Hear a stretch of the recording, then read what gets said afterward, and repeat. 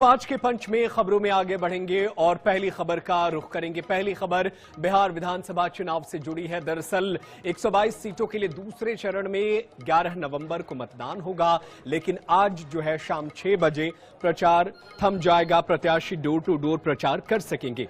इन 122 सीटों पर 11 नवंबर को वोटिंग होगी।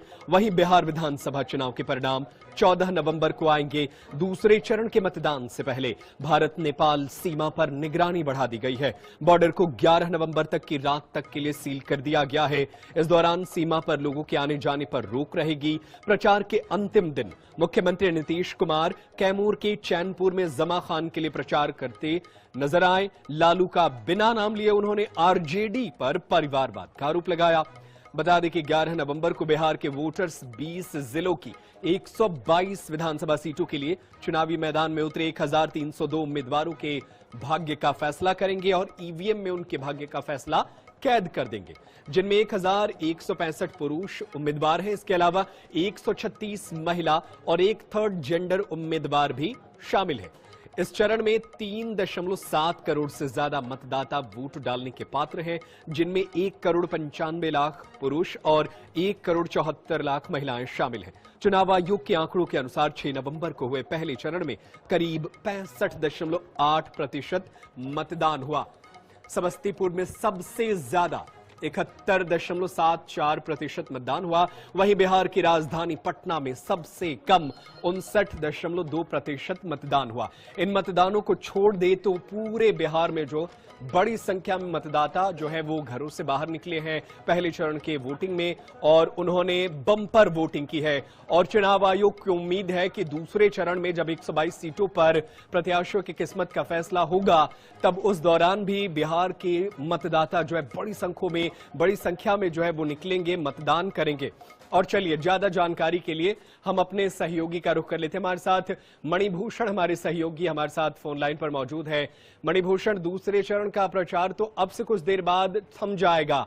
कैसा रहा आज का दिन? कौन कौन से बड़े लोग जो है वो चुनावी मैदान में नजर आए? तेजस्वी तो सबसे ज्यादा प्रचार करते नजर आ रहे हैं।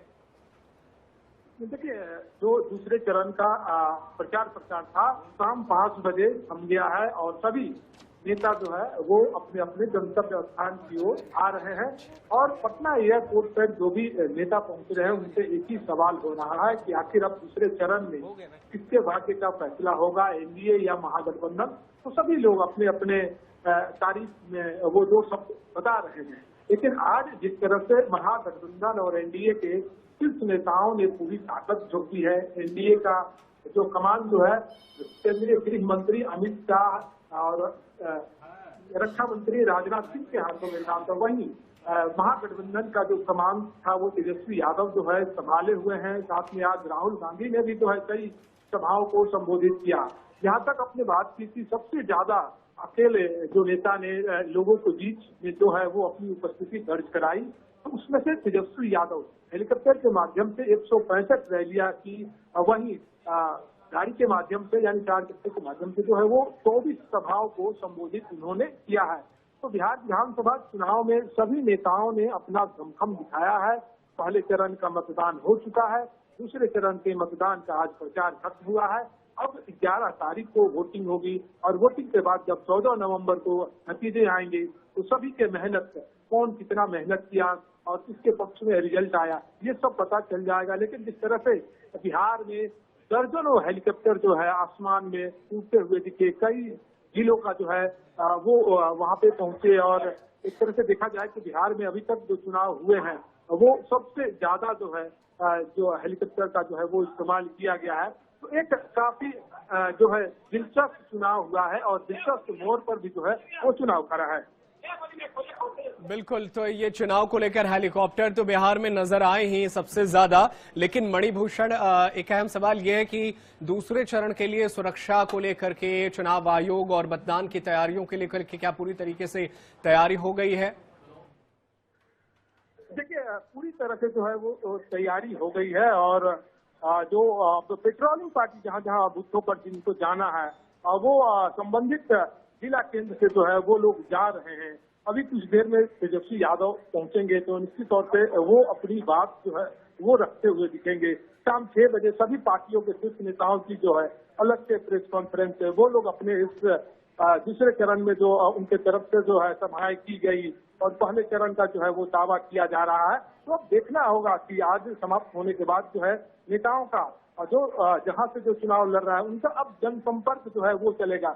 वो खुले तौर पे प्रचार नहीं कर सकते हैं, लेकिन घर घर जाकर जो है अब वोट जो है वोट के लिए जो वो अपील कर सकते हैं, लेकिन सभाएं करने पर जो है वो रोक रहती है।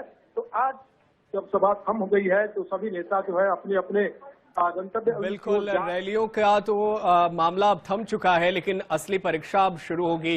प्रत्याशी डोर टू डोर जनता के दरवाजे पर जाने वाले हैं और जो कहते हैं ना कि आखिरी तैयारी जो होती है वो इसी समय होती है, इसके बाद से आप प्रत्याशी करते हैं। बहुत शुक्रिया मणिभूषण तमाम जानकारी के लिए। आप नजरें बनाए रखिएगा, आगे भी आपसे जानकारी हासिल करते रहेंगे और 14 नवंबर विधानसभा चुनाव का जब रिजल्ट आएगा तब भी आपसे लगातार अपडेट हासिल करते रहेंगे। बहुत शुक्रिया आपका।